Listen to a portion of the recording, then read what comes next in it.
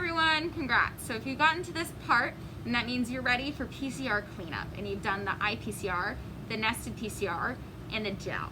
And you're ready to clean up your product and send it off to Elim for sequencing. Before you start your PCR product cleanup, let us check your lab notebook and make sure it is ready and organized. So let me pull out a good page to show you as an example. Here we go. So here is my nested PCR on this page, and here are my gel images. Up at the top, I like to write the tube number. And down at the bottom, next to where the bands either should be or where the bands are, write the tick number, whatever ID number you're using. So you can see nice and close. I also like to write notes. Like this one says faint. Sometimes it's easier to see bands before you take a picture than right when you take a picture. Like faint bands are a little blurry or hard to see. I also like to correspond positives next to the template. So it's very, very clear what samples came up positive on your gel and which ones are negative or didn't work. After that, you're gonna make 2 tubes. You're gonna make 1 tube that has the tick number and says PCR product. This is the stuff that comes straight out of your thermocycler that you are gonna be cleaning up.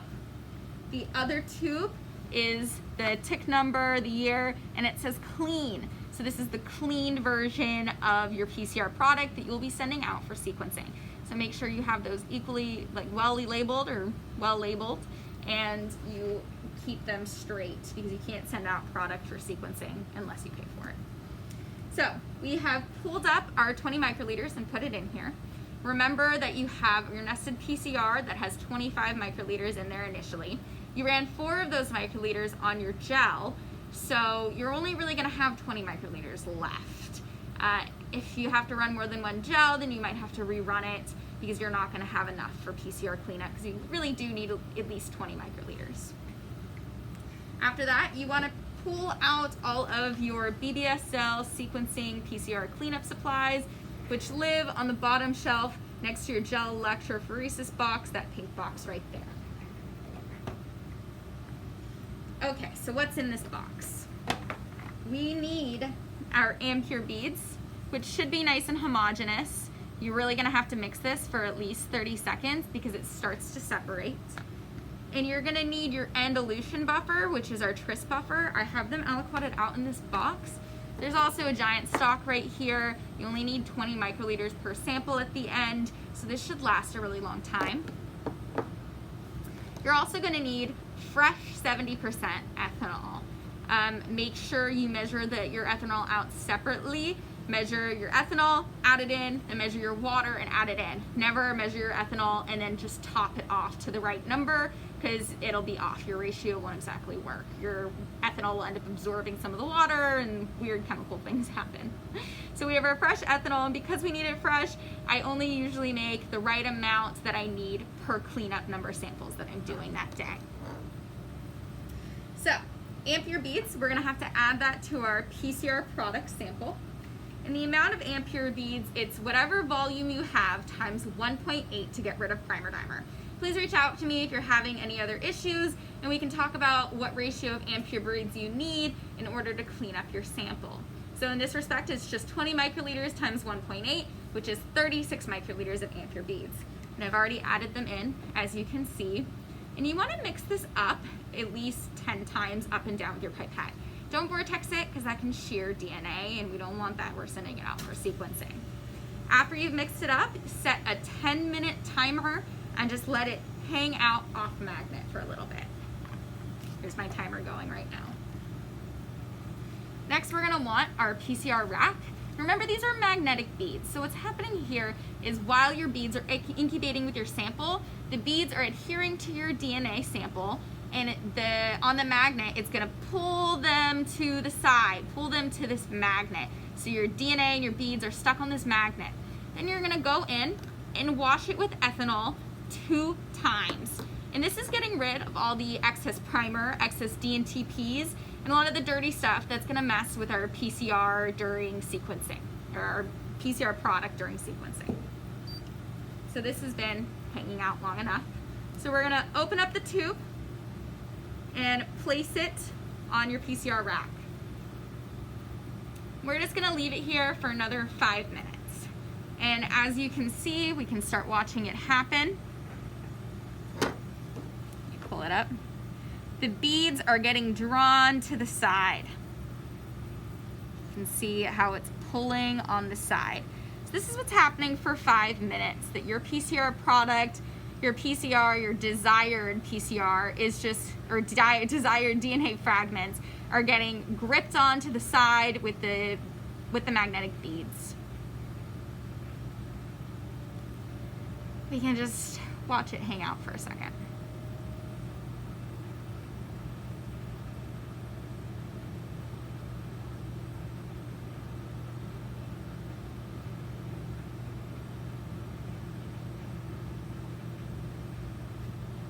So again, you can leave it open for 5 minutes like this.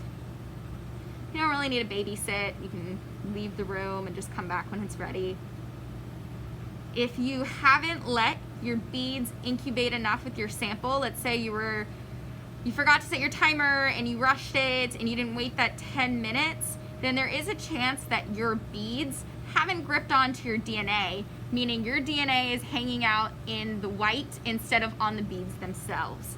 So the first couple times you do this, what you can do if you would like is you can remove your white product right there, just your white liquid, not the beads, put it into a separate tube.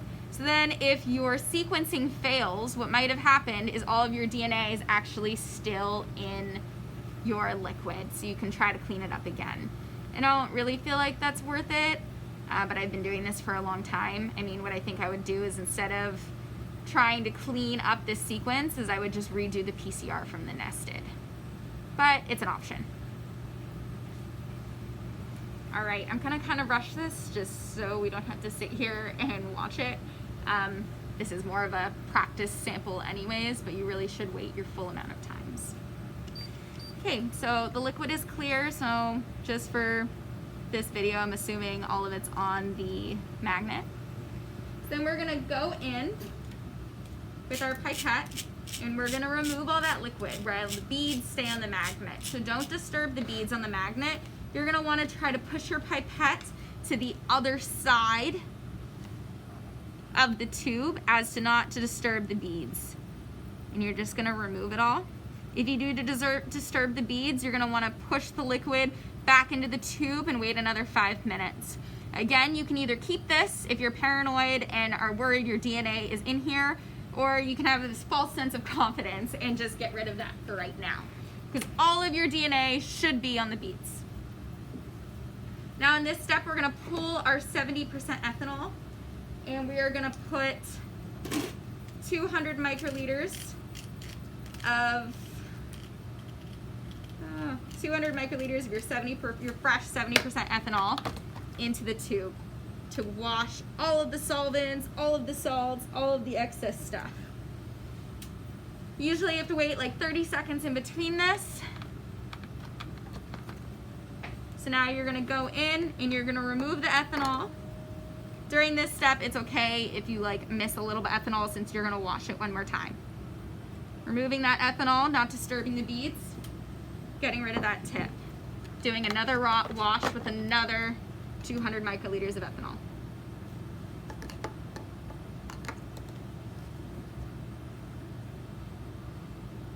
Great. Now for the second wash, I like to push it up a little bit because you want to make sure you really get all the ethanol out. Excess ethanol can mess up sequencing. So now we're going to do the same thing, push the pipette tip to the opposite side of the beads and pull everything up and get rid of it. To make sure we get out all the ethanol, we're going to close the cap and we're going to take it out and go ahead and spin this down the tiny microcentrifuge over here.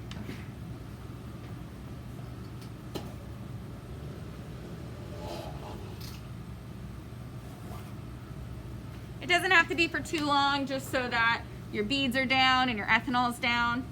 You're gonna pop it open and put it into the rack. Always open it up before you put it on the rack, otherwise you'll get some splashing.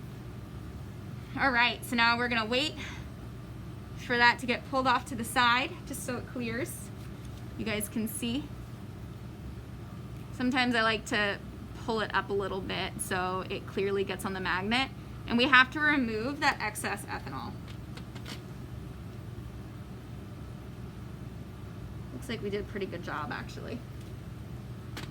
If you have a big glob on the side, you can either respin it down, or you can go in with your pipette and smear it along the side so the ethanol evaporates faster.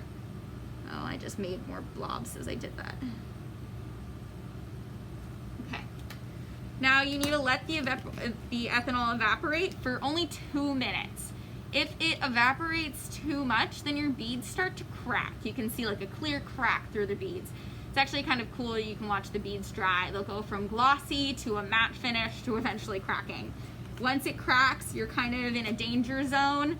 I'm just gonna start rubbing down the big globs again with the ethanol that I see. If it over dries, you're not gonna be able to release the DNA off the beads with your elution buffer. So this is when it gets kind of hard when you have 12 of them running, because you're gonna have to like start flipping back and forth and making sure that all of them are drying at the right speed, that nothing's cracking. Right now I'm just going it back and forth so the beads catch the light and you can see this glossy finish. I usually just like keep doing this until it gets a little matty or until the 2 minutes are up, just to monitor it. The beads will dry faster depending on the humidity in the room. And as that's drying, we can get our tris buffer out. And again, you only need 20 microliters of tris buffer. So that's nice and ready. You can put more tris buffer if you want more elution. Just make sure that you check the PCR or you check the DNA quantity in your cleaned up samples, because you at least need 10 microliters for elim for them to clean it up. We've been getting around like 25 microliters, so this can be pushed in different directions depending on your needs. All right, it's getting a little matted. And our timer is almost up, so I'm gonna go ahead and put our 20 microliters of tris buffer into this. If things start drying really quickly, and let's say that you're freaking out because like everything's drying, you can start adding the tris buffer into all of them just ASAP. Just go ahead and put them all in. You don't need to take it off the magnet before you add it. All right, there's our 20 microliters. And I'm just gonna go in and put it directly on top of the beads. Now we're gonna close it. And I like to make sure that the beads, you can see some still on the side, so I just like flick it so it mixes. Just light flick so everything's off the side. Now I'm gonna spin it down really quick.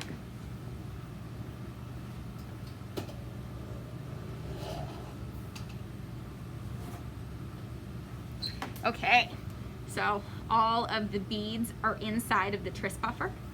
Now we're gonna go back in again and mix it at least 10 times. Really, I usually do way more than 10 because I'm paranoid. Because you really want the beads to be well mixed in order to be covered completely by the tris buffer so it can release your DNA. Yeah, I kind of go crazy with the mixing. Probably gonna have arthritis one day. Okay, so now everything is nice and well mixed in there. We're gonna set another 10-minute timer.